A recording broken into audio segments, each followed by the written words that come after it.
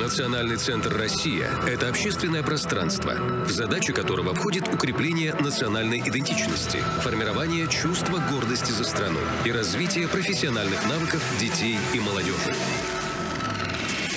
Этот масштабный проект создан указом президента Владимира Путина 1 июля 2024 года для сохранения наследия международной выставки форума «Россия» и демонстрации достижений страны на постоянной основе. Национальный центр «Россия» — это территория свыше 37 тысяч квадратных метров. 2 больших зала для постоянных и временных экспозиций.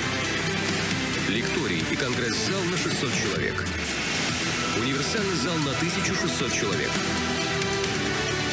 Деловая зона. И даже универмаг площадью 100 квадратных метров с лучшими российскими товарами. Здесь проходят культурные, образовательные, деловые и другие общественно значимые мероприятия. Национальный центр «Россия» — это место пользы, место гордости и место силы для всех жителей нашей страны. Аплодисменты. Ну что ж, поздравляю вас, вы стали участниками уникального события. Сегодня мы второй раз встречаемся в стенах Национального центра «Россия» на образовательном мероприятии, которое планируем проводить каждый четверг. И сегодня мы назвали наше мероприятие «Бабл Рысь. Как создаются комиксы будущего». Тема интересная, но прежде чем погрузиться в нее, для приветственного слова я хочу под ваши аплодисменты на эту сцену пригласить заместителя генерального директора Национального центра «Россия» Анастасию Викторовну Звягину. Встречайте, пожалуйста. Здравствуйте, дорогие друзья! Рада приветствовать вас здесь у нас на площадке Национального центра «Россия». У нас новый формат. Мы решили, что у нас каждый четверг в 19:00 здесь будут проходить различные лекции, встречи с самыми известными, популярными, интересными спикерами на совершенно разные темы. Это от искусства до науки, медицины. Поэтому приглашаем вас не только хорошо провести свой вечерний досуг, но и узнать обязательно что-то новое. На прошлой неделе мы беседовали про кино. Сейчас вам расскажут про комиксы, издательство Bubble расскажут про самые современные комиксы, про героев. В конце, конечно, можно сфотографироваться, задать вопросы. Ну и от вас нам нужна обратная связь. Сейчас за моей спиной включат QR-код, по которому можно перейти в наш чат-бот. Прошу всех это сделать. И оставить свое мнение по сегодняшней нашей встрече, беседе.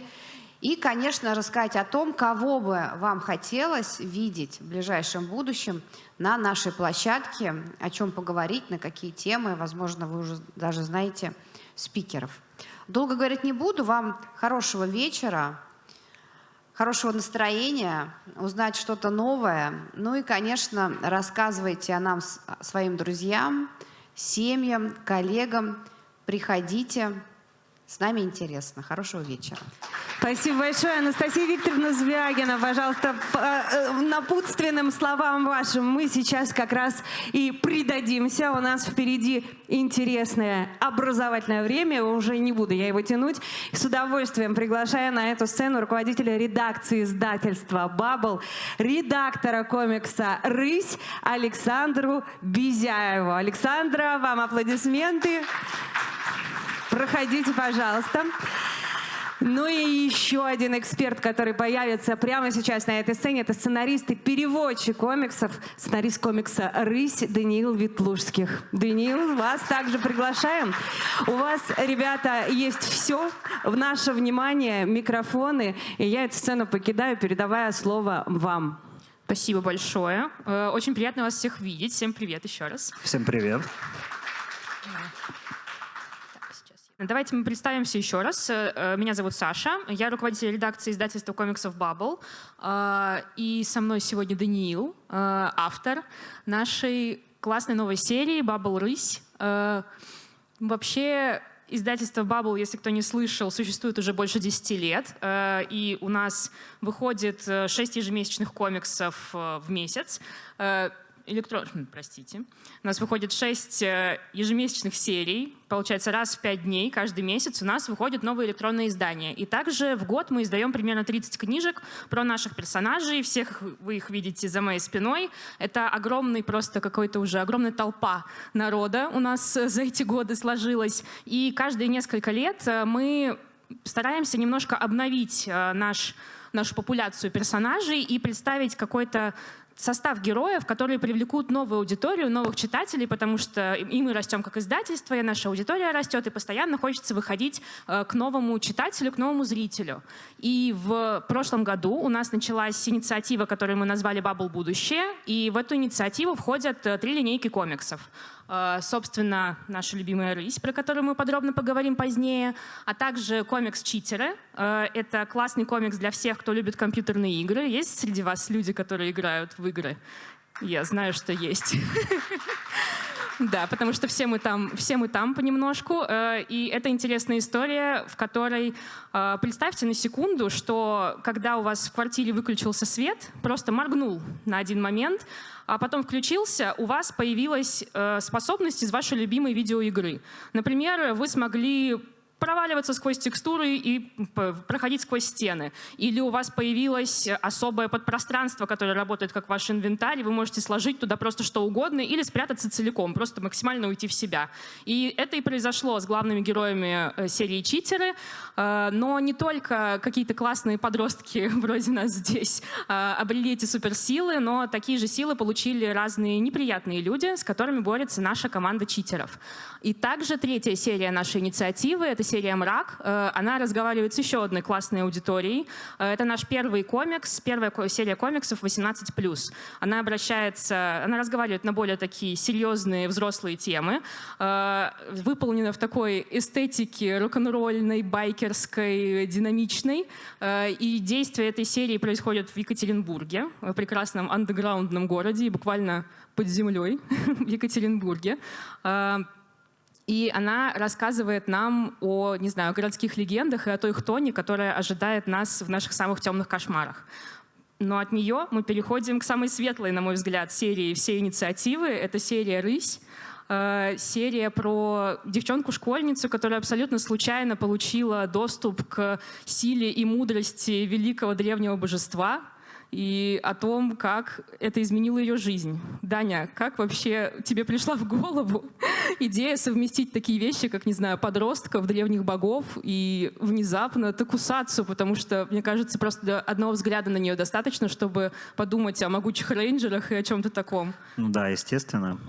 Вообще я бы хотел начать. Обычно я на лекциях или на фестивалях спрашиваю, кто уже там читал «Рысь», но в этот раз я, наверное, переделаю. Я бы хотел, чтобы вы подняли руку, кто не слышал или, допустим, не читал «Рысь». Есть, я уверен, много таких новых людей. Замечательно, потому что новая аудитория, новые люди нам всегда нужны. Меня зовут Даниил, я из Екатеринбурга, я занимаюсь комиксами уже 8 лет. То есть я их пишу 8 лет, увлекаюсь я ими уже, не знаю, лет 20, 22, ну, в общем, много лет уже увлекаюсь я комиксами. Поэтому я давно уже в теме, то есть от коллекционирования и чтения я уже перешел в достаточно профессиональную среду написания сценариев. Помимо комиксов я работал над сценариями различных роликов на Ютубе для блогеров и много где еще на самом деле. Но с издательством Bubble я ранее не работал, это моя первая сейчас работа на данный момент. Как вообще так получилось?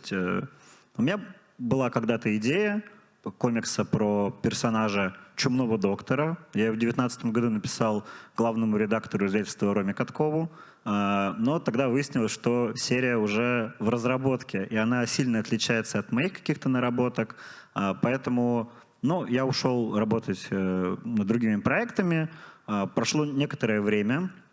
Я написал снова Роме и говорю, может быть, мы попробуем поработать, потому что Bubble — это главное издательство российских именно комиксов, то есть не по лицензии, а именно своего. Я работал в издательствах таких, знаете, более маленьких, где не очень большие тиражи, допустим. Можно сказать, что это такие андерграундные, независимые комиксы для, ну, с такой странной аудиторией, можно сказать. Это все-таки популярная уже среда. Вот. И Роман мне сказал, да, давай попробуем. Он накидал мне некоторые тезисы, некоторые идеи. И тогда мне в голову пришла мысль, что я никогда не работал над комиксами для всех практически. То есть в основном у меня комиксы были для взрослых, 18+. То есть моя какая-то вот профессиональная среда началась тоже с этого. Я писал комиксы для взрослых, потому что мне больше хотелось вот что-то такое делать. Но с возрастом, со временем я понял, что я могу делать разные вещи. То есть и для детей, и для всей семьи, вообще в принципе для всех. И мне очень нравится эта идея, когда есть произведения, которые не ограничены ничем. Ну, то есть абсолютно каждый человек, будь то парень, девушка, ребенок, взрослый какой-то человек может найти для себя что-то в этом произведении. Поэтому мне в голову пришла идея сделать комикс, который соединял бы в себе такие аспекты, которые понятны всем возрастам, не только детям, не только взрослым, вообще всем было понятно. Соединить там тему магии, соединить тему технологий. И так мне в голову пришла идея создать как раз персонажа, девочку-школьницу по имени Соня, потому что через школьника очень легко можно показывать интересно различные сюжетные тропы и, в принципе, интересно показывать, как человек, допустим, растет над собой. А возраст подростковый, он как раз подразумевает собой человека, который взрослеет. Это самый такой, знаете, странный, неожиданный и неординарный этап в жизни каждого человека практически от возраста от там, 14 до 19 лет, условно, до 20. Вот. Также я большой фанат не только комиксов, но и азиатской культуры. Мне хотелось что-то привнести с примесью нашего российского колорита и какого-то азиатского. Я большой фанат жанра токусацу. Это с японского означает спецэффект. Это жанр как раз-таки супергероев в Японии. И мне показалось, это будет интересный, необычный микс, если мы возьмем дизайны и концепцию как раз-таки японской супергеройки и можем попробовать ее сделать в российских реалиях. Так вот появилась Соня. О том, что она прошла этап вот этого питчинга, то есть заявки, и попала во Вселенную, я узнал случайно. То есть я буквально в соцсети открыл фотографию кроссовера «Триптих», увидел, что там мой персонаж, и очень сильно удивился, потому что мне об этом не сказали. И я об этом узнал уже постфактум. Это был сюрприз. Да, ну и дальше, собственно, подключилась Саша Безяева, и мы начали вместе уже прорабатывать какие-то детали, дополнять. Собственно, так и вышла Соня. Это комикс про застенчивого, скромного достаточно подростка, у которого есть большие проблемы с коммуникацией, есть большие проблемы с родителями, причем как и с мамой, так и с папой, которые находятся давно уже в разводе. То есть серьезная достаточно тема тоже. Особенно показывать, если это с точки зрения подростка, как раз с точки зрения психологии подростка. Вот. Она живет в Новосибирске, ее отец является ученым. И в один из дней она назло проникает на работу к отцу, крадет тотем, пояс с тотемом, и обретает силу. Она становится аватаром бога рыси, древнего бога, который ей дает способность суперскорость. То есть она может быстро бегать. Собственно, это самая завязка. Наш комикс, наш вебтун точнее, на самом деле даже не только про подростка, а в целом про вот весь вот этот жанр, про проблему отцов и детей, про сложный этап взросления. То есть это как бы жанр супергероев. Это, знаете, скорее такой инструмент, чтобы можно было добавить туда, допустим, экшена, какого-то, допустим, добавить ну, индивидуальной истории, уникальной, а за ширмой вот этого экшена и прочего кроется на самом деле огромное количество проблем, которые мне бы хотелось показать, раскрыть и поговорить с читателем на эти темы. Ну и мне нравится еще, что в Рысе очень много экспериментального. То есть это и эксперимент для тебя, как для автора, с выходом на новую аудиторию, и для нас, как для издательства, это эксперимент в том плане, что мы изменили формат выхода комикса, и в Рысе мы попробовали для себя формат вебтуна. Собственно, вот это непонятное слово на самом деле обозначает комикс, который вы читаете с вашего телефона, как ленту бесконечную, которую вы просто пролистываете вниз, и таким образом читаете каждый свежий выпуск. До этого мы таких комиксов не делали, и Дане было, наверное, интересно просто писать в этом формате. Мне было очень непривычно на самом деле. То есть вебтун — это формат комиксов, которые предназначены для того, чтобы читать его с телефона. То есть сверху вниз вот можно листать. И это на самом деле был и остается интересным опытом для меня как сценариста, потому что я писал в основном комиксы. У комикса есть определенная раскадровка, я к ней давно уже привык, а к вебтуну нужно было как-то вот приноровиться, потому что это совсем другое расположение, это другое пространство и логика повествования как будто бы. То есть у тебя не пространство влево-вправо и ширина разворота, да, книжного, к которому мы привыкли, а все действие, оно как бы идет более вертикально. И тебе нужно это все вписать в одну такую длинную последовательность. Ну, это очень интересный опыт, как я и сказал, потому что нужно постоянно в раскадровке учитывать как раз-таки то, что человек будет в основном читать это с телефона. То есть «Рысь» выходит и на бумаге, в печатном варианте, вот такими книжками как раз-таки вышло сейчас 2 тома, но изначально он предназначен для телефонов. И поэтому на этапе раскадровки, на этапе написания сценария я обращаю на это внимание. То есть за референсы я просматриваю, как вообще делают это в других, например, странах, потому что вебтуны популярны, как я уже говорил, в Азии в основном, то есть это все-таки история про Китай, про Южную Корею, допустим, ну, в Японии тоже часто. В Америке, в России тоже стали постепенно делать вебтуны, но изначально это формат даже не западный, это азиатский формат. Поэтому мне было очень интересно прописывать, допустим, все вот эти сцены пробежек, так как у нас персонаж, который быстро бегает, нужно было показать экшен. И обычно при помощи раскадровки, допустим, ну если взять пример самого известного персонажа комиксов, который быстро бегает, это Флэш. Флэш в основном показывает его, допустим, как вот он перемещается через вспышку вот эту. Мне показалось, что через вебтун мы можем показать как раз-таки вот это перемещение, когда человек листает вот ленту, очень интересный прием. Или то, что Соня в образе Рыси, она как будто бы разделяется на несколько людей, и время вокруг замедляется. Это, ну, не я придумал, естественно, все эти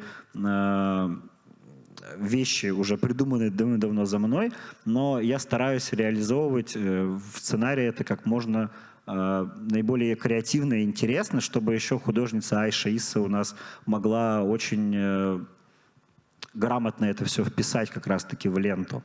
А для Айши это был первый опыт именно в комиксах. До этого она в основном была иллюстратором. Да, и, собственно, это вот немножко про процесс того, как мы превращаем эти все вертикальные ленты бесконечные, мы их все равно превращаем в книжки. Для тех, кто любит бумагу, как я, есть возможность книжку эту почитать и полистать, и поставить на свою полочку. Вот, чтобы нами понятные, но, возможно, для вас какие-то незнакомые слова стали чуть понятнее, мы приготовили инфографику о том, как же все-таки делаются комиксы. Это все начинается со слова. Вначале было слово, вначале был сценарист. Ну вот я, как я уже сказал, занимаюсь комиксами уже 8 лет. И за 8 лет я очень часто слышу свою сторону, не только устно, но и в статьях, допустим. Меня называют в основном художником, но я не художник, я не умею рисовать. Я сценарист. Что делает сценарист в комиксах? Сценарист прописывает... Во-первых, он придумывает историю в основном. То есть можно, конечно, что историю придумал художник или редактор, то есть это коллективная какая-то тема. Ну, в любом случае есть человек, который непосредственно записал ее на бумагу. Ну да, но я к тому просто веду, что сценаристы есть разные. То есть сценаристы, которые работают уже по готовым каким-то историям, есть сценаристы, которые прям приходят со своей идеей и эту идею уже воплощают. То есть «Рысь» — это у нас командная история, то есть у меня была какая-то идея, были какие-то концепты, все вместе мы уже какие-то детали накидывали и с художницей, и с Александрой, и с Романом Катковым, то есть у нас большая есть команда для этого. До этого я сценарием занимался один в основном, и так все, у нас время, видимо, подходит.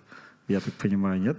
Так, ага, хорошо. Ну, в общем, время, к сожалению, у нас заканчивается уже. Хорошо, да. Тогда после этапа сценария у нас обычно идет более художественный этап. Раскадровка, то, что мы уже несколько раз проговаривали, это момент, когда слово превращается уже в рисунок, но в таком набросочном ключе. То есть на этом этапе художник, тоже автор комикса, он выбирает, какими именно там ракурсами, какими кадрами он будет рассказывать эту историю. Но делает это достаточно быстро и набросочно, чтобы у нас был такой момент, вот этого момент исправления, момент поиска, чтобы мы все точно удостоверились, что в этом направлении мы хотим идти. Потом постепенно это изображение уточняется и финализируется, у него появляется контур, то есть это отдельный этап контуровки или лайна. После этого все заливается отдельным человеком-колористом, который красит, добавляет атмосферу, красивые фоны и вообще делает, чтобы вот это вот была сочная картинка, которую хочется просто глазами съесть буквально. Но на этом работа не заканчивается, потому что дальше у нас идет оформление, верстка. Это, собственно, момент, когда мы добавляем вот эти вот баблы, которые у всех, я думаю, ассоциируются с комиксами. И только после всех этих этапов вы можете, не знаю, за 5 минут пролистать месяц нашей работы в своем телефоне. Ну, собственно, это вот как раз вот наглядный процесс, то есть с точки зрения художника идет сначала черновая раскадровка, потом идет лайн-линия, потом идет уже покраска. С точки зрения сценария, то есть идет сначала скелеты, это вот рыба этапная, когда ты описываешь примерно, что ты хочешь показать на кадрах, то есть ты прописываешь историю, синопсис какой-то делаешь, прописываешь по кадрам уже плюс-минус, что будет происходить, а дальше уже ты туда дополняешь детали, прописываешь диалоги. Это в основном, в принципе, в любом сценарии происходит, не только с комиксами. В случае «Рыси» еще это потом, естественно, уходит на проверку редактуры. После того, как мы провели редактуру, сценарий сдается, художник приступает к раскадровке, к линии и к покраске. Да, и мы получаем прекрасные комиксы, которые, надеюсь, все полюбят и всем понравятся. Мы сегодня заготовили с собой несколько подарочков и готовы их вам подарить, если у вас возникли вопросы, и если эти вопросы будут суперинтересными, вы унесете с собой книжку. Или чтобы никто не расстраивался, у нас есть ссылка на первый выпуск «Рыси». Вы можете прочитать ее абсолютно бесплатно, первую главу, познакомиться с нашей прекрасной Соней, влюбиться в нее так же, как ее любим мы, и подсесть на эту серию. Так как у нас времени оказалось не очень много. Не-не-не, у нас еще огромное количество времени. Я даже не знаю, почему мы так заспешили. Мы так заслушались, и я лично. У нас очень много времени, до 19:30 зал полностью в нашем распоряжении. То есть у нас еще час. И очень классно вы рассказываете, поэтому, пожалуйста, не останавливайтесь. Я думал, мне там рукой махнули, чтобы я закруглялся. Нет, это просто, видимо, кто-то от восторга. Ага, все, я понял. Тогда в любом случае мы можем продолжить в формате вопрос-ответ. Вы можете задавать нам вопросы, то есть по сценарию, по работе над комиксом в принципе, по серии какие-то вопросы можете задать. А за самые классные вопросы мы подарим, сколько у нас, 3 экземпляра? Да. Мы подарим 3 экземпляра комикса. Да, может быть, какие-то ваши вопросы выведут нас на тоже некоторое пространное обсуждение, раз у нас есть на него время. Так, тут есть волонтеры, они будут бегать к вам с микрофонами. Добрый вечер. Здравствуйте. Здравствуйте. Здравствуйте. У меня возник вопрос. Я, к сожалению, немножко опоздал к началу, но почему именно Новосибирск? Почему именно этот регион? И где вы черпали ваше вдохновение? Вот как раз-таки. Да, спасибо за вопрос. Это один из моих любимых вопросов, в принципе, по серии. Я сам из Екатеринбурга, и когда я делал зарисовки условно сюжета, это был Екатеринбург. Но так как Екатеринбург на тот момент уже занял мрак и читеры сильно раньше были задуманы, как я понимаю, чем рысь. Рысь, можно сказать, в последний вагон будущего залетела, забежала на своей скорости. Ну, она же быстрая. Да, да. она же быстрая, да, вот. И нам пришлось менять город. И мы вот общим коллективом пришли к выводу, что Новосибирск и Сибирь отлично ляжет как раз-таки на всю вот эту тематику тотемизма. Поэтому было принято решение переселить Соню в Новосибирск. И на самом деле это было очень хорошее решение, потому что огромная есть мифология, очень много есть культур, связанные с тотемизмом, с шаманами. Сибирь же огромная, это не только Новосибирск. Вот. Поэтому я считаю, что Новосиб подошел нам просто идеально. Екатеринбург, наверное, бы уже не так хорошо смотрелся бы с этим комиксом. Изначально рысь, в принципе, не была рысью, она была гепардом. И в ней меньше было мистики, в ней было больше технологий. Поэтому я очень рад, что по итогу Новосибирск. Никогда там, к сожалению, не был, об этом много раз говорил, но обязательно хочу туда съездить, посмотреть на город. Когда создается комикс, с точки зрения сценария, я различные локации, какие-то местные вещи, которые знакомы только жителям Новосибирска, пытаюсь узнать либо через знакомых, либо активно в интернете выискиваю это. Да, уже уровень знания Новосибирска по Google картам, он высок. У нашей всей команды. Да, то есть если я выискиваю какие-то локации, пытаюсь просмотреть узнаваемые вещи не только с точки зрения архитектуры, а с точки зрения какой-то культуры, то есть там еды или еще чего-то, то наша художница Айша Иса, она буквально по Google картам гуляет, чтобы понять, как лучше в раскадровке показать, собственно, Новосибирск. Потому что в самом первом номере у нас была фатальная ошибка. У нас, где оперный театр, машина ехала в противоположную сторону. То есть она ехала по встречке. Мы стараемся больше таких мелочей не упускать. Спасибо. Еще хотел бы задать вопрос. Ничего не начинается с нуля. Может быть, Вселенная, и то она возникла из чего-то плотного. Вот. Такой вопрос. Как вообще возникла идея? То есть вы уже сказали, что изначально рысь была гепардом, а город был Екатеринбургом. Вот. И, может быть, в идее было что-то тоже совсем другое, а не то, что получилось в итоге. Слушайте, да, на самом деле многие детали поменялись. То есть у нас изначально есть персонаж Медведь, он является сейчас антагонистом, злодеем серии, одним из. Изначально, например, это был бык. То есть так как у нас не было сначала привязки к тотемизму и к мистике, и к Сибири, я в своем концепте набрасывал разных абсолютно животных, за основу которых потом появятся персонажи, там, герои, злодеи. Но сейчас мы стараемся все-таки больше углубляться вот как раз-таки в лес, в Сибирь. Но недавно у нас буквально появилось, допустим, два антагониста, которые не относятся к этому. Это вот сервал и оцелот, потому что в моей мифологии тотемы находятся по всей земле разбросаны, по всей России, не только в Новосибирске. В общем-то, если в деталях, то много чего поменялось, но по итогу концепция прям основная все равно осталась. Но это все равно такой момент, не знаю, тоже креативного котла большого, из которого вышла итоговая серия. То есть Даня пришел со своими идеями, наш главный редактор тоже посмотрел на это, у него возникли свои, и сварилось в итоге что-то единое общее.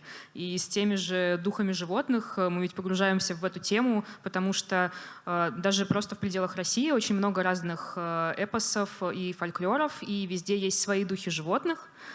И у нас есть такой концепт, что это все одни и те же духи, которые появлялись просто, не знаю, в разных местах в разное время. То есть все это связано, как есть связь между какими-то первыми мифами у народов просто на разных концах света, также и у нас тоже все духи связаны, поэтому все будет классно.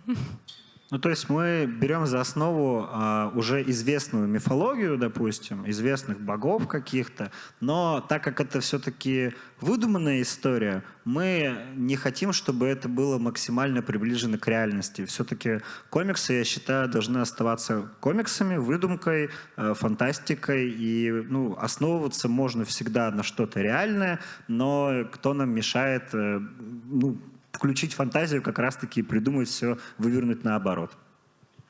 Очень здорово, что вы создаете такой оригинальный материал именно вот у нас здесь, в России. Спасибо большое. Вам спасибо.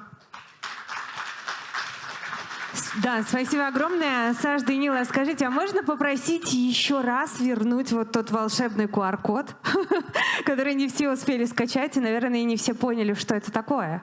Нет, а там, где мы на комиксы ссылались, это как раз история нашего чат-бота, куда можно написать вопросы. А я помню, еще был QR-код. Нельзя уже, да? Все? Может быть, можно, но если мне какой-нибудь колдун поможет. Помогите, пожалуйста, кто-нибудь, но мы при этом... Призываем магию. Вот, Ура! отлично. Я думаю, что этот бонус нужен всем, кто сегодня пришел. Безусловно. Ну, а мы продолжаем вопросы задавать. Друзья, кто еще хотел? Вот, да, молодой человек в шапке в серой. Вам микрофон прямо сейчас дают. Представьтесь, пожалуйста. Здравствуйте, Илья. Я продукт-менеджер в одной айтишке. Вопрос. Я тут посмотрел вашу презентацию. Ее можно сделать в формате мобильного приложения. Есть ли у вас мобильное приложение? И, может быть, оно есть в формате бесконечной ленты, как у вас сделано комикс? Второй вопрос. Рассматривали ли вы создание или адаптацию этого комикса под сегмент людей 30-35+, для их завлечения? И, может, и старше. Спасибо. Ну, я сначала отвечу на вторую часть, потому что на самом деле у нас за 10 лет жизни издательства очень много есть линеек, которые в запуске, которые сейчас продолжают выходить. И мы как бы не рассматриваем идею адаптировать конкретно «Рысь» под более старшую аудиторию. Мы, в принципе, мы считаем, что она ориентирована на достаточно широкого читателя и зрителя. Но ядро у нас вот 12+, условно, подростки, девчонки, мальчишки. А за аудиторию более старшую отвечают просто другие комиксы. Ну, точно так же, как есть линейка 18+, есть много линеек 16+, есть те, которые больше понравятся девушкам, которые больше понравятся парням и так далее. Просто у нас достаточно широкая библиотека, в которой, наверное, сейчас уже можно смело говорить, что каждый найдет что-то себе по вкусу. А по поводу сайта и приложения, вот мы недавно перезапустили сайт наш прекрасный, на котором сейчас мы его заполняем помимо всех комиксов, которые мы выпустили и которые можно там прочитать в электронном формате, заказать в виде физических книжек себе домой. Мы его заполняем разными тоже статьями с авторами. Вот там выходило несколько статей по «Рыси».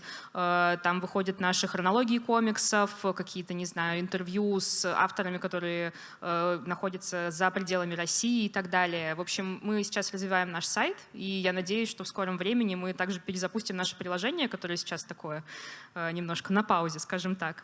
Пока что лучше читать вот с сайта, который тоже открывается с телефона, и там можно прочитать нашу бесконечную ленту «Рыси» в том числе. Я бы хотел добавить, что «Рысь», у нее есть формальное ограничение 12+. Это правда. Но это комикс, как я уже много раз сегодня сказал, для всех. Это как, знаете, вот были вот мультсериалы и российские, и западные, допустим, которые можно смотреть абсолютно в любом возрасте.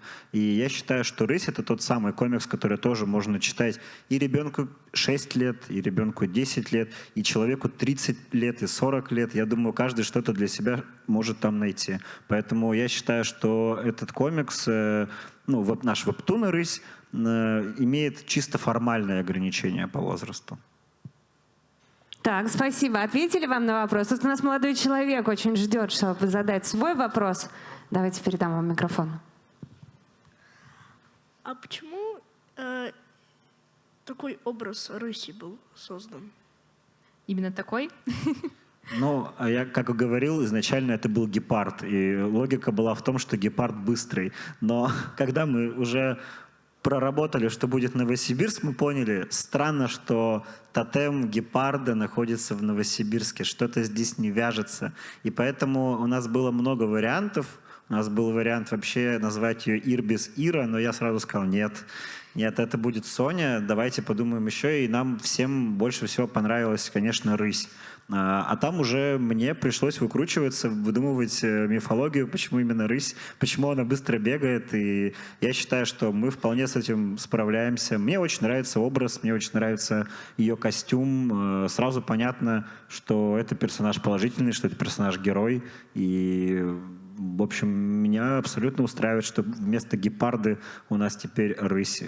Очень классно и броско звучит. А еще в плане образа, ну, то есть у нас история про то, что девочка получила силу великого божества. И конкретно сейчас, так как она является носителем силы, ее образ, вот этот супергеройский, который она получает, когда превращается, он отражает ее, не знаю, увлечение, ее видение себя. Например, она у нас очень любит кроссовки, да, Соня Сникерхед, она этим увлекается, она их собирает, меняет в каждом выпуске, и Даня за этим очень внимательно следит. Поэтому у Сони классные бутсы, и всей командой мы мечтаем, что когда-нибудь их сделают в реальной жизни. Вот. И таким образом сила божества находит какую-то репрезентацию, совмещаясь вместе с чертами характера и увлечениями самой героини. И получается вот такая красота. Да, классно. Аплодисменты, пожалуйста. И тому, кто задал вопрос, как тебя зовут? Дамир. Дамир, очень спасибо большое за вопрос. А у меня родился другой. Вот мы сейчас говорим про рысь. Разрешите, воспользуюсь правом микрофона. А кто конкурент вам вот на рынке российском, именно в отрисовке комиксов? Есть такое? Или же вы дружите, и у вас такая коммуна людей, которые занимаются вот такими вот, ну, как бы историями? Есть? Просто не знаю, насколько аналогово это.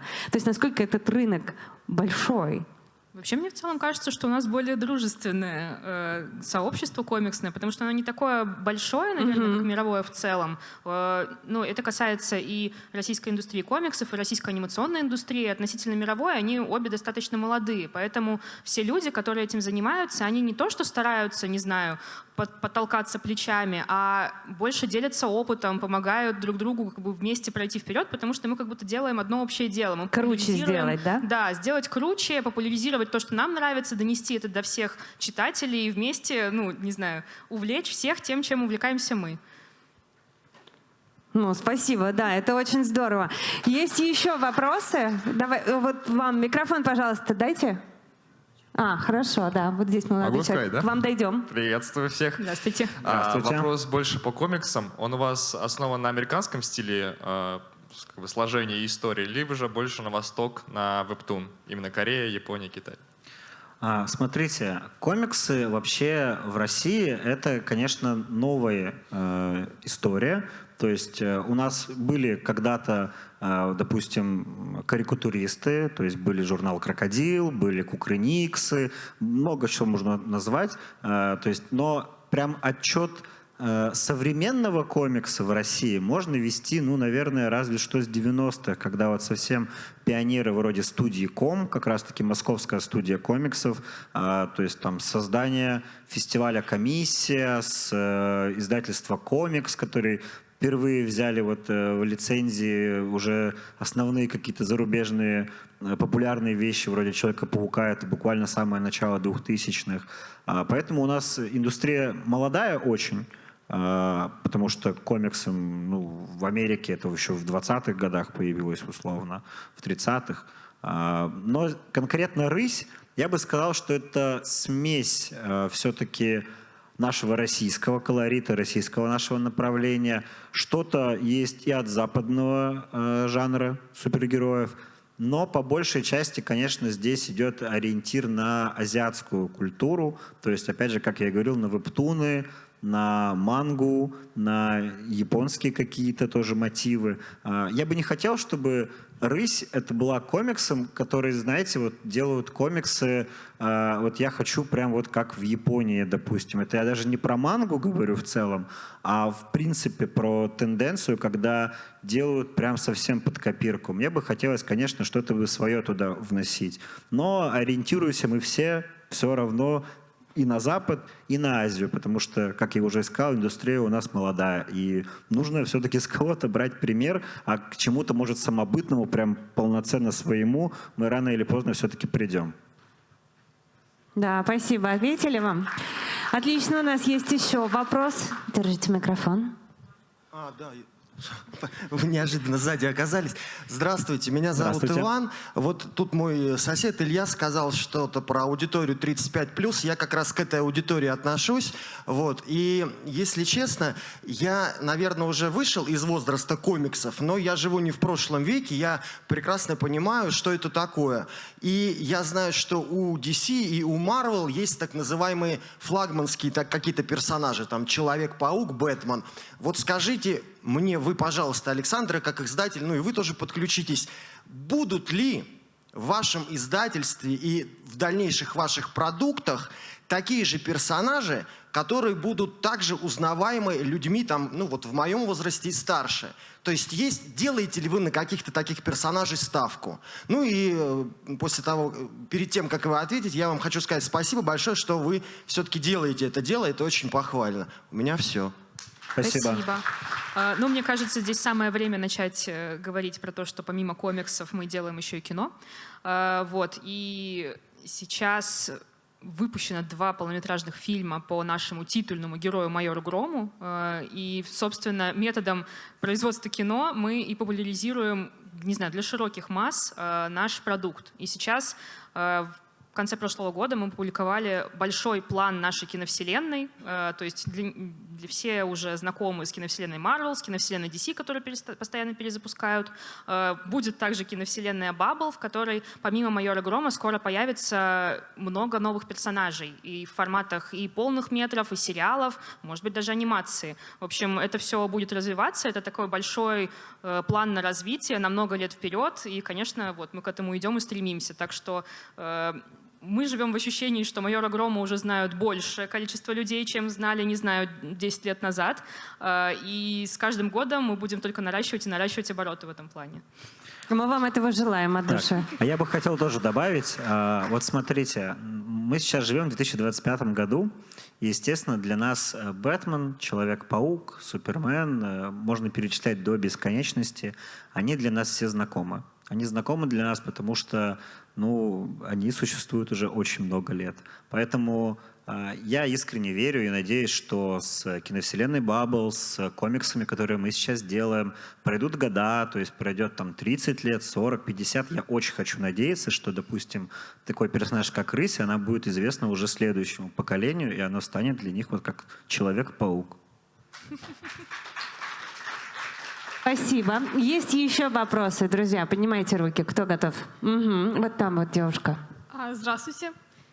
Планируются ли кроссоверы комикса Рыси с другими комиксами Bubble?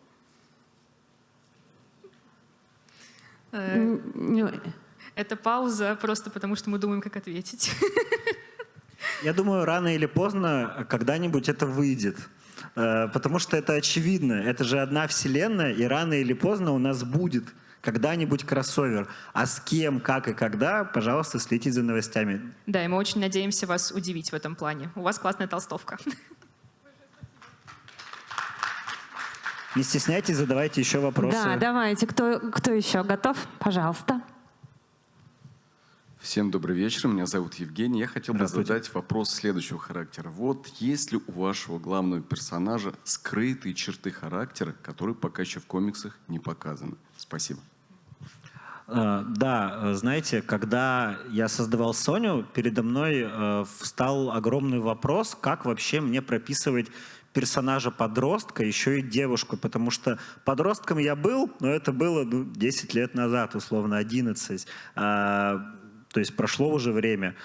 Девушкой я, естественно, никогда не был. Поэтому для меня встал прям огромный вопрос, как мне прописать персонажа, к которому я не имею вообще никакого отношения. И, знаете, тут потребовалось очень много размышлений, опыта чужого, то есть опыта своих знакомых, опыта своих друзей, опыта своей девушки и опыт знакомых, плюс, естественно, медиа, книги, литература. Когда меня спрашивают, где вот берется вдохновение и прочее, я объясняю всегда, что вдохновение берется отовсюду. Вот ты живешь, идешь по улице, слушаешь музыку, идешь продуктовый, бац, что-то пришла какая-то идея. Вот всегда так. И когда мне предлагают какой-то проект, допустим, я его хватаю и говорю, все, у меня уже есть идея, я все придумал. На самом деле, естественно, я еще ничего не придумал, и мне требуется на это время, и я это обдумываю просто в голове, размышляя, как бы я бы это видел, допустим. И тут то же самое было, то есть мне захотелось, чтобы это была молодая, но немножко забитая девушка, потому что мне хотелось показать и раскрыть тему, допустим, взаимоотношения в школе, тему, вот, можно сказать, слово буллинга, то есть травли вот этой вот, потому что она последнее время часто поднимается, и мне бы хотелось поработать, допустим, с ней. Мне хотелось, чтобы она увлекалась модой, чтобы она увлекалась кроссовками. Не только потому, что я люблю это, а потому что это популярно, потому что за последние 10 лет молодежь в моих глазах стала одеваться намного лучше, богаче и круче, чем, допустим, когда я учился в школе. Потому что мы тогда выглядели все как картошка. И посмотреть на нынешних студентов даже, вот, допустим, не знаю, 7-8 лет назад, это вообще другие люди. Я не говорю там про студентов вообще начала нулевых. То есть показать нынешние вот эти вот обстоятельства, как сейчас молодежь как раз-таки выглядит, как она разговаривает и дышит, но при этом без перегибов. То есть мне не хотелось гипертрофированного персонажа. Поэтому я стараюсь выписывать ее максимально реалистично в своих глазах. Я слежу за отзывами, спрашиваю всегда друзей, знакомых, и пока отзывы, я бы сказал, практически всегда положительные, что меня очень сильно радует. А у меня вопрос вдогонку. А как вы отслеживаете, сколько людей прочитало, ну, кроме того, что, да, я так понимаю, что вот сейчас у нас есть возможность бесплатно, да, почитать комикс, а вообще люди подписываются, да, платят за это деньги. То есть вы имеете рейтинг такого плана, правильно? Да, то есть это непосредственно покупки каждого выпуска, которые проходят через наш сайт. Плюс наши комиксы выходят еще в приложении Яндекс.Книги. То есть когда комикс появляется в нашей библиотеке, через 2 недели вы можете прочитать его по подписке в Яндекс.Книгах. Если у вас есть Яндекс.Плюс, то вы счастливый обладатель подписки на Бабл в том числе. Вот, теперь мы это тоже знаем. А можете цифру назвать? Ну, любопытно. Ну, например, на Яндекс.Книгах мы смотрим, что каждая глава «Рыси» собирает там по 1500 прочтений, ну, просто когда она выходит, минимум. Слушайте, ну это круто, да? Это...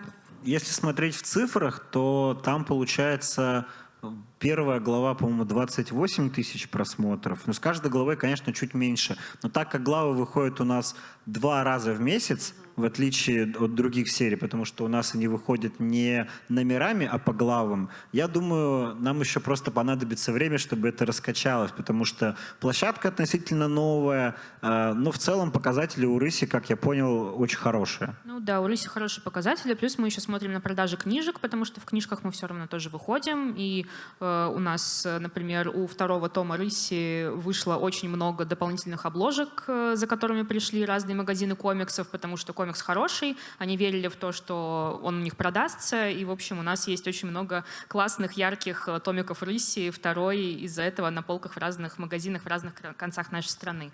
Вот. И вообще в серию эту мы очень верим, считаем, что у нее большое будущее. Я добавлю, что я в цифры не всматриваюсь, так как я все-таки автор, ну, один из авторов, но я смотрю за отзывами людей просто в целом в интернете и как люди реагируют. А люди делают косплей, то есть они одеваются как персонаж, как Соня, очень много причем, ну, по моим меркам много.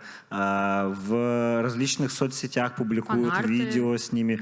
Да. Очень много фанатских рисунков с изображением Сони и других персонажей. Я это все отслеживаю и вижу очень много положительной реакции. Меня это прям направляет дальше заниматься этим. Вдохновляет, конечно. У меня такой вопрос. Вы же задумываете про Соню некую реальную линию. Ну, то есть она у вас действительно персонаж, который внутри вас, внутри вашей фантазии живет, да, развивается.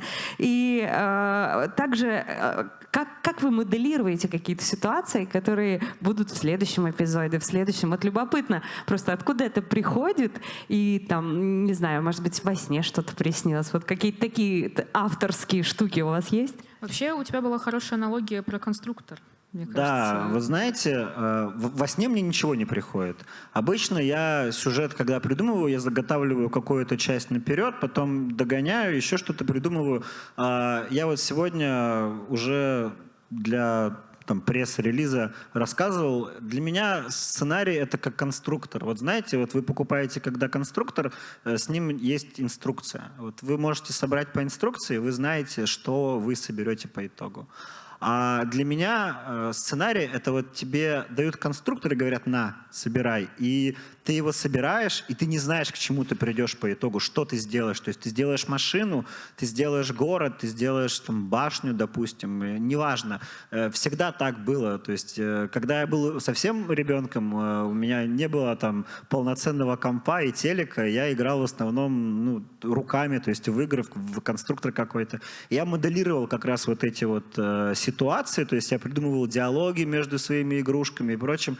И, видимо, это у меня так вот под мозг куда-то залезло, что это все еще осталось.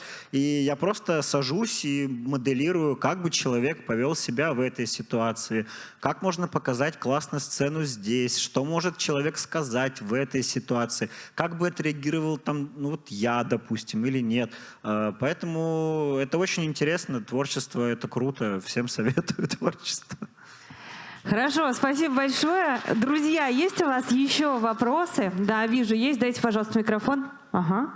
У меня был вопрос, сложно ли было прописывать взаимоотношения Сони в соответствии с ее мамой, потому что, проблема отцов и детей достаточно известна, но когда дело касается, что родитель, например, занимается непосредственно работой с детьми, причем школьного, подросткового возраста, то есть психологи, учителя, это всегда приобретает некоторые свои осложнения. Было ли это именно сложно прописывать с точки зрения подростка? Может, был какой-то опыт? Я сюда не вкладывал вообще никаких своих отношений с родителями. То есть, может, что-то какие-то там диалоги, еще что-то, но вот прям я не могу сказать, что там Соня — это я. Это не так абсолютно, это выдуманный персонаж. Но, естественно, ты как человек, ты живешь, ты знаешь, как у тебя жили, допустим, твои друзья, как жили твои знакомые, как жили твои родственники, и ты все равно запоминаешь себе что-то подкорку из новостей, из медиа. И вот это вот все генерируется где-то вот у меня. Здесь мне пришлось опираться на опыт, в принципе, людей, про что я слышал, потому что когда было заявлено, что у Сони мама детский психолог, и она не справляется со своей дочерью, люди часто писали нам, что это бред. Как психолог может не найти общий язык со своим ребенком? Очень просто на самом деле, потому что я слышал лично от нескольких психологов, от мужчины и от девушки, что да, нам с детьми тяжело, потому что работа — это работа, а ребенок — это ребенок. У преподавателей, у учителей не факт, что ребенок будет отличником. То есть и тут то же самое. Мне приходилось просто опираться на различный опыт абстрактных людей, то есть каких-то своих знакомых или нет, это уже не столь важно. То есть мне главное прописать персонажей, чтобы это было логично, чтобы это выглядело хорошо. Спасибо. Спасибо вам. Спасибо большое. У кого еще есть вопросы? Они есть, да, подойдите, пожалуйста. Вот давайте, хорошо, вы уже задавали, давайте дадим возможность всем желающим задать свой вопрос. Благодарю. Вопрос относительно выпуска Вебтуна. Как вы сказали, месяц работы можно прочитать там за 5 минут. Нередко главы кончаются на каких-то клиффхенгерах. Было бы интересно узнать, планируется ли какое-то окончание, логическое завершение, чтобы можно было прочитать как одно произведение, сесть и там за день-два прочитать. Вы имеете в виду, когда «Рысь» закончится, в смысле? Да, или это планируется как там, какие-нибудь могучие рейнджеры продолжать до бесконечности? Вы знаете, у меня есть логичная концовка в голове давным-давно. Не факт, что она будет реализована в таком виде, как я ее представляю, потому что мы сами не знаем, когда закончится «Рысь». То есть мы сейчас занимаемся, прямо сейчас мы делаем вебтун «Рысь». Она выходит, пишется сценарий, художница отрисовывает, колористка красит. То есть мы это все редактируем, делаем. Мы не знаем, когда этот будет конец. То есть я знаю, что если вдруг ко мне придут и скажут: Даня, все, мы закрываемся, увы, к сожалению. Я, во-первых, в это не верю. Во-вторых, если вдруг, мало ли, у меня есть заготовки, как закончить эту историю. А в целом, можно ли продолжать ее до бесконечности? Различные персонажи могут жить, конечно, вечно. То есть интерпретировать разный автор может его по-разному, извините за тавтологию. У меня есть вот в голове путь у персонажа, что будет, какой она пройдет путь, чем это закончится.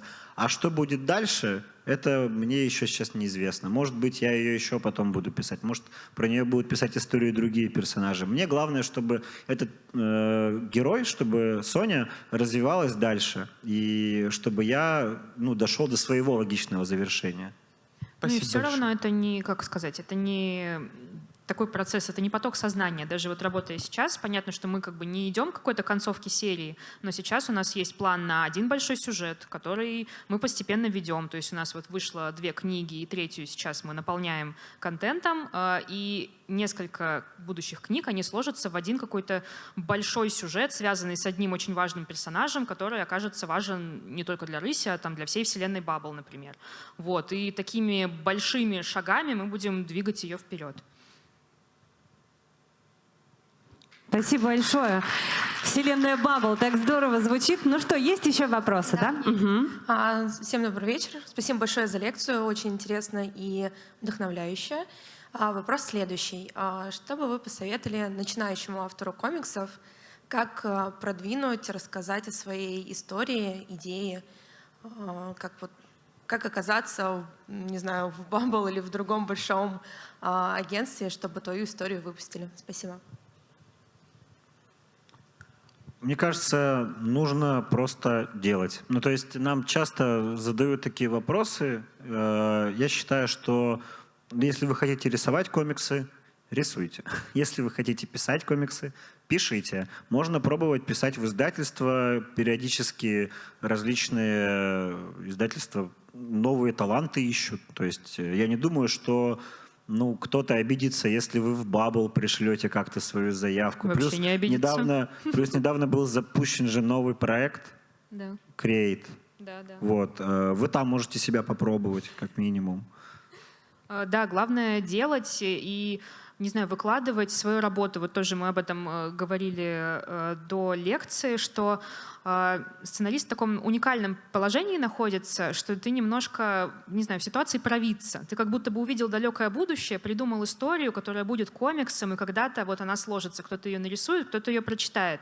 Но ты в самом начале пути, и это будущее, оно такое туманное и еще необозримое, и кажется, что почти недостижимое. И поэтому тут в твоих силах и в твоем энтузиазме дойти до конца и сделать так, чтобы это воплотилось в реальность. Найти, не знаю, действительно, можно написать заявку в издательство. Мы тоже принимаем заявки на нашу почту mailbubble.ru, мы их читаем, вот, и отвечаем авторам. И многие авторы так к нам и попали, то есть буквально написав нам, когда мы прочитали их сценарий или увидели там их страницы комиксов.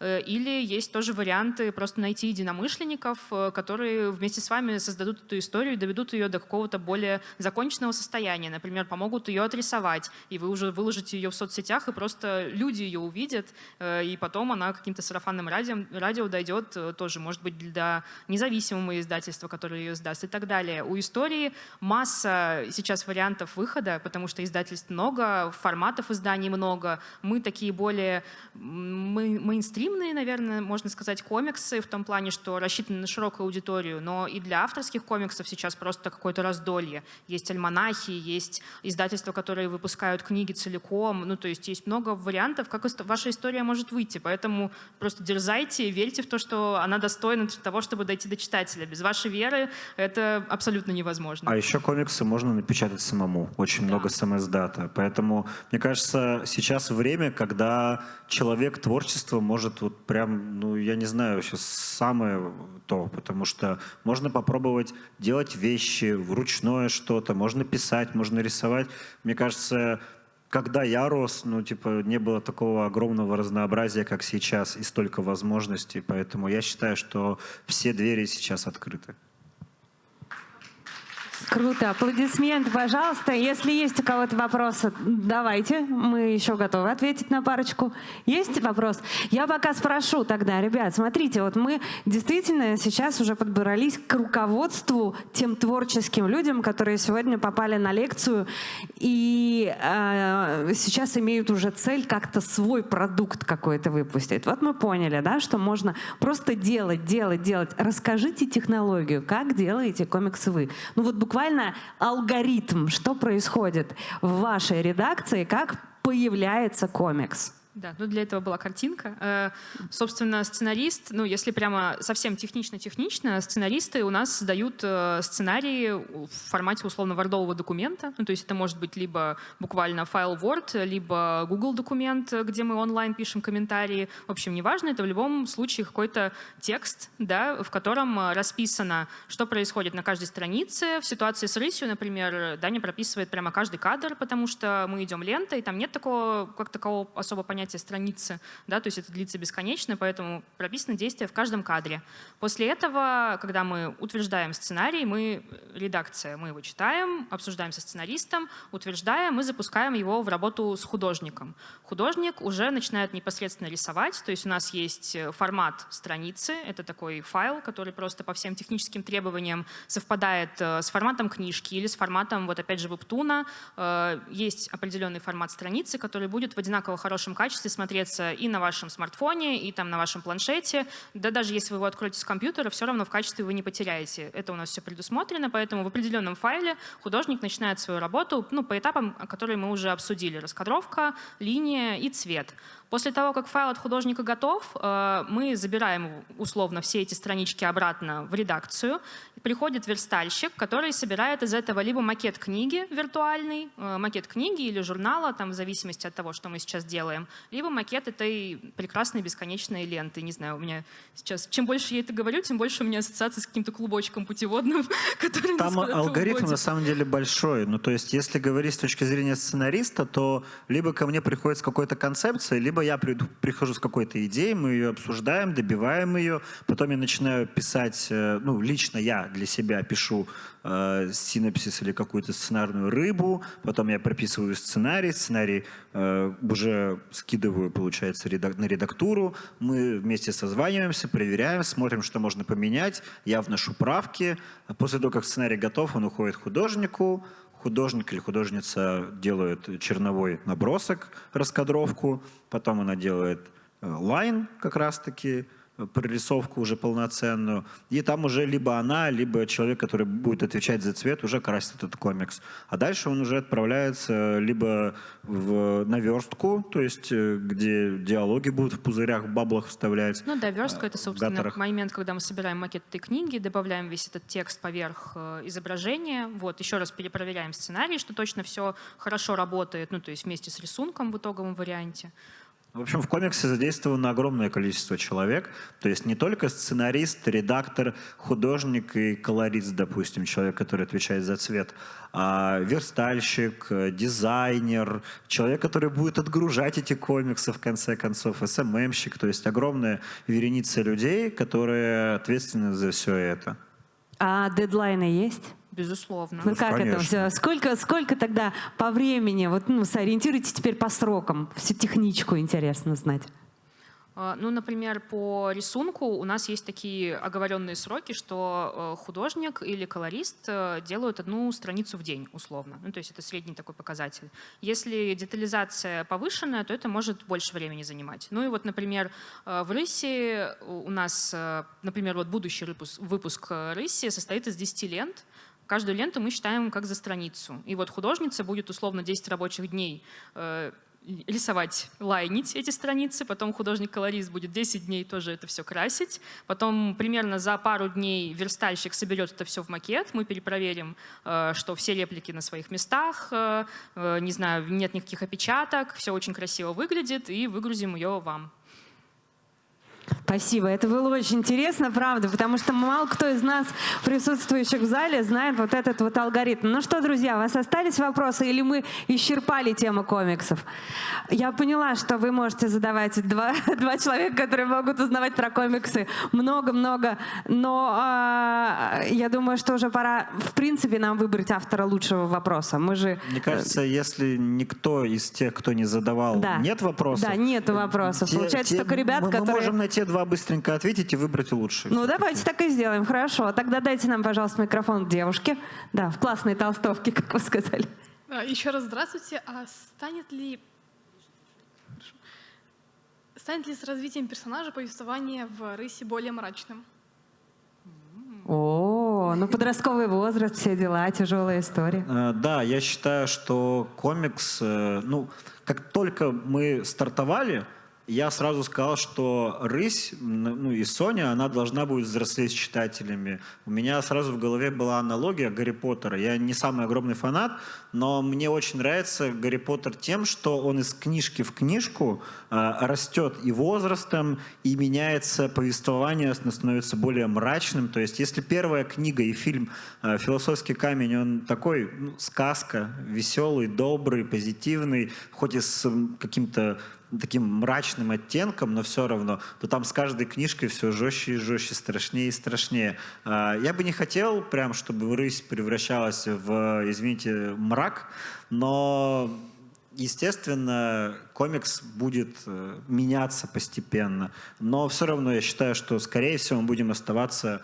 в рамках рейтинга 12+, ну, максимум 16+, но это прям, если уж совсем с годами куда-то мы уйдем дальше. Спасибо. Есть, хорошо, спасибо большое за ответ. Ну и финальный, да, вопрос у нас есть.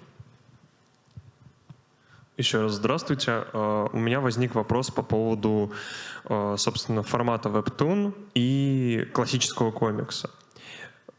Сложно ли перевести одно в другое? То есть на этапе производства, когда вы делаете Webtoon, это понятно, что он делается для каких-то электронных платформ, то есть это смартфоны, планшеты, ноутбуки, читалки, возможно. Но, опять же, нельзя же выпускать его там свитком условным. То есть насколько сложно перередактировать Webtoon на обычный страничный формат? Вы имеете в виду в печати? Да. Ну это, наверное, вопрос больше к тебе, Александра. Ну, вообще, да, это было достаточно сложно, причем в том числе потому, что так как формат Webtoon в целом был для нас экспериментом, и вот этот момент перехода в книгу, он тоже был супер экспериментальным. И пока могу сказать, что мы на каждой книжке немножко узнаем его по-новому, потому что, например, первую книгу у нас полностью рисовала и красила Айша Исса сама, то есть это прям полностью ее творение с точки зрения рисунка. И там был нюанс в том, что мы выяснили, что размер этой ленты, которую мы изначально ей давали, он оказался недостаточным для печати, поэтому, ну, то есть недостаточно широким. И у нас бы получилось, что как бы комикс выглядит, не знаю, в половину этой книжки, которую мы напечатали в итоге. Каким исхищрением мы только не подходили для того, чтобы сделать это все-таки в классном печатном формате. Какие-то развороты мы просто дорисовывали, потому что никак не получалось их адаптировать. В каких-то местах мы даже нейросети использовали для того, чтобы просто поднять качество картинки, не перерисовывая каждый кадр вручную, и поместить его целиком на целый разворот, например.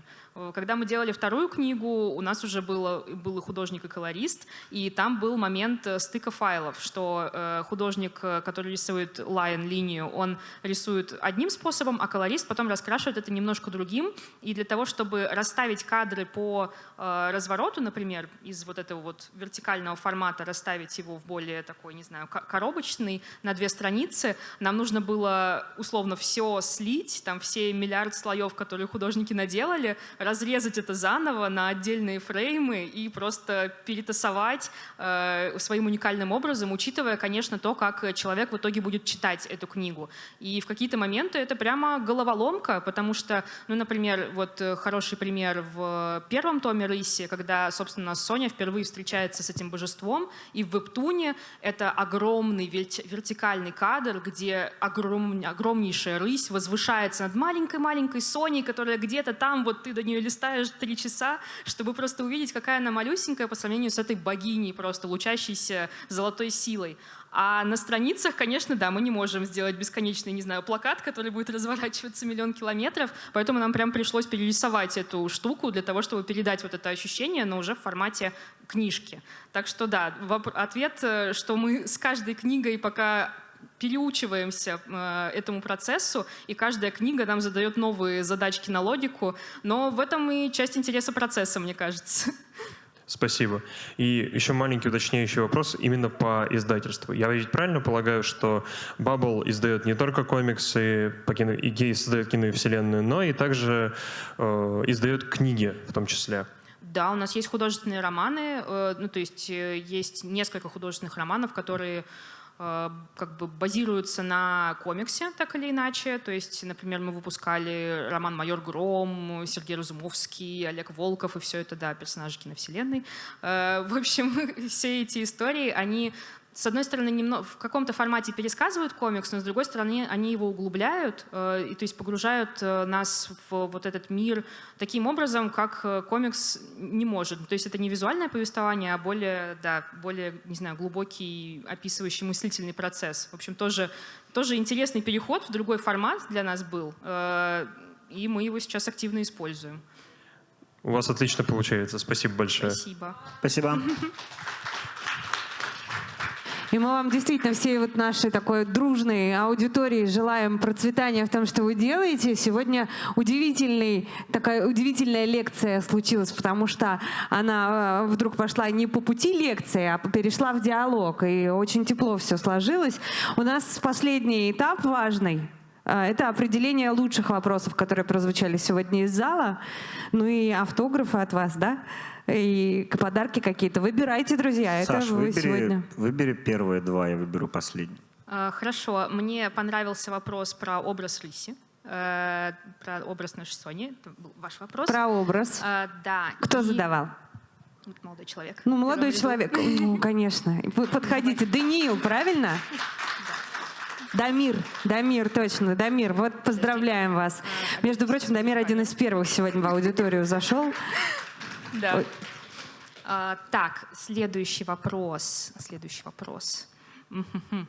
Мне понравился вопрос про приложение, потому что он немножко о наболевшем. Это ваш вопрос, молодой человек в серой шапке. Выходите к нам. Выходите. Про приложение. Но, вы знаете, тут не просто вопрос был, а мне кажется, тут практически предложение услуг, поэтому мы не будем против, если вдруг на сегодня вы нашли себе грамотного, хорошего партнера в вопросе какого-то приложения. Это правда. И третий. Мне понравился вопрос вот от мужчины в зеленом свитере про то, как вот Соня может стать популярным персонажем, узнаваемым в будущем, допустим. Да, здорово.